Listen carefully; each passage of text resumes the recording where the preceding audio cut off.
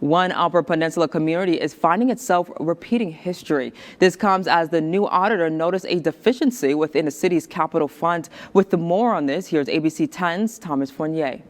The City of Houghton is calling a special meeting tonight to talk about their 2022 audit that occurred back in June.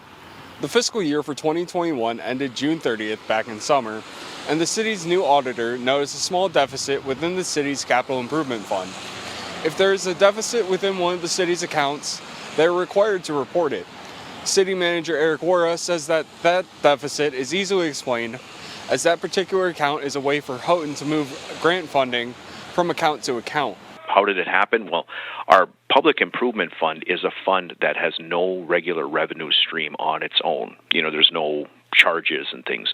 What we use the public improvement fund for is to separate large capital projects out of other city funds, especially where there's grant funds involved. So internally and for the auditors, those project funds can be accounted for separately from and not intermingled with other city funds.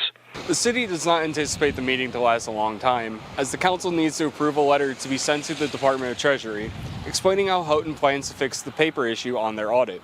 A similar situation happened in Houghton about 10 years ago. This most present issue arose because of how the fiscal year ends in the middle of a construction season.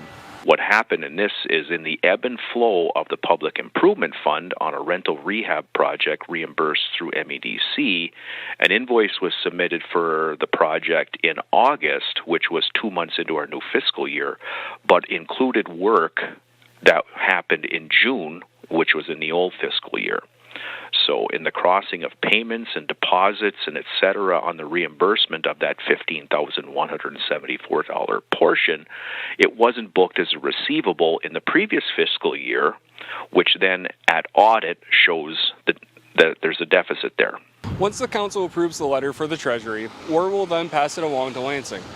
During the summer, Houghton had a large number of infrastructure projects from MTU's campus to the city campground, with a number of projects finishing after the fiscal year.